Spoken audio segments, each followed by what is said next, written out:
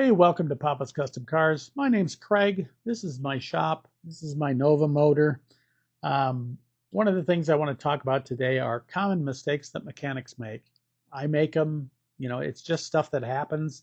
It doesn't happen on purpose, but it does happen. So I want to kind of talk a little bit about those and maybe avoid you having some issues in the future. So let's get to it.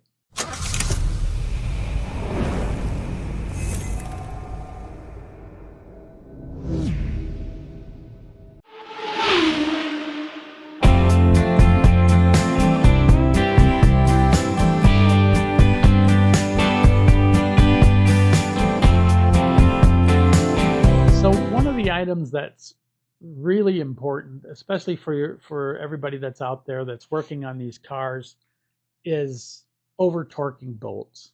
Taking your half-inch ratchet and just cranking it down until you think it's tight enough. And in some cases, it can be over tightened or under tightened.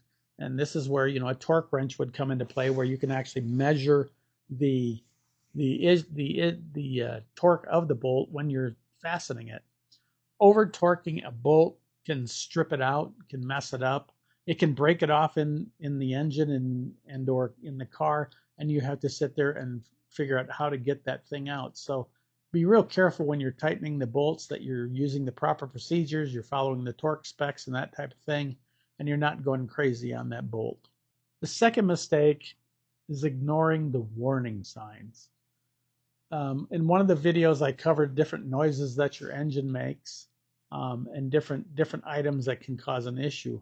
A lot of times, people will just start attacking to try to figure out what's wrong with the system, and not really paying attention to the noise and what it's doing. Or when you're reading the code, you're diving too deep into it. I mean, I had one that I diagnosed, yeah, on my Chevy Trax. It had a whole series of things that were wrong, and so as I'm going through, I'm fixing everything. The first one was the two of the coils weren't firing the spark plugs right, so it was causing a little bit of misfire. So I fixed that. Misfire still there, and I'm like, okay. So I cleaned my mass airflow sensor and start the car up, and it was quiet. It was good for a minute, and then it started doing it again. And I went down a rabbit hole, and that's what you really got to be careful of. A lot of us mechanics will just start diagnosing deeper and deeper and deeper. And before we know it, we've passed the problem 20 minutes ago. This particular one was a leaking valve cover. Was a leaking valve cover gasket. The newer cars are sealed, and there was a little tiny leak in the valve cover gasket, and that caused things to go a little bit haywire. Granted, there were these other problems, but that little item, what, a $5 or $10 part or gasket, caused me a days of a headache trying to figure out what the heck was going on. So, overlooking those little things, those warning signs, can definitely do it. Don't go down the rabbit hole. The next one is the wrong tools. The wrong tools can do things like strip fasteners, strip bolts, just coming and attacking an engine with like a pair of pliers. An adjustable wrench can cause you problems. When you're working on these cars, make sure you're using the right tools. If you don't have them, go pick them up, because odds are, if you want to get into this type of thing, you're going to need a basic tool set. So go get yourself a basic tool set. If it's something a little more advanced, like a code reader or something of that nature, you can get them relatively inexpensive. But once again, learn how to use it. I mean, you can YouTube almost anything. I think I've got one that I have that I think it's about a $300 or $400 unit. And then I've got one that's really expensive, and then I've got a $100 unit. My son uses the $100 unit all day long, and it's a little code reader, and it tells him how to use it. So it's a good tool for him. And he's got a basic starter set of tools. So, if you're going to go into, trying to diagnose what's going wrong with your engine, or if you're going to be any kind of a mechanic, make sure you've got and use the right tools. The next mistake that a lot of people make is skipping maintenance. I can't tell you how many times I've pulled a dipstick on a person's car and that oil is so nasty. And I'll ask them, well, when's the last time you checked your oil? And they look at me puzzled. engine oil has a specific interval that you need to be changing it. Changing that oil and maintaining your fuel fluid levels and all that kind of stuff prolongs the life of your engine.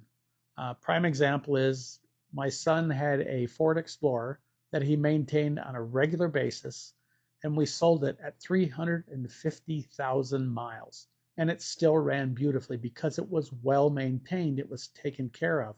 If you want your vehicle to last a long time, don't skip that maintenance. Make sure that you're taking care of and you're checking everything. If you check your oil and change your oil on a regular basis. I can't tell you how many times I've had a customer's car where I've run a Carfax and there hasn't been an oil change or anything listed since it was bought. And I've asked them, well, did you change your oil? Well, no, I didn't. I was going to get around to it, kind of thing. So, that's one of those things you've got to be real careful of, is make sure you change your oil and your fluids and your filters, especially your filters. This is where your air comes into your engine. You want nice, clean, easy flowing air to come in. So you want to definitely change your air filters. There's a cabin filter. There's all kinds of your oil filter. There's all kinds of filters, transmission. Make sure that you're doing those regular maintenance things as required by your manual. Hello, puppy. So I've got friends. So basically, simple maintenance saves you money down the road. I mean, that's one of the biggest things that you guys can do out there, is simple maintenance on your vehicle to make sure that down the road you don't have that problem. So make sure you take care of that. If you're out there and you've got any comments on what else a brand new person to the maintenance can do for their car, or what you've done for yours as a beginner and what you've learned, definitely put it down in the comments. We'd like to hear the feedback from all of you. Make sure that you like, share, and subscribe, and I'll see you guys in the next video.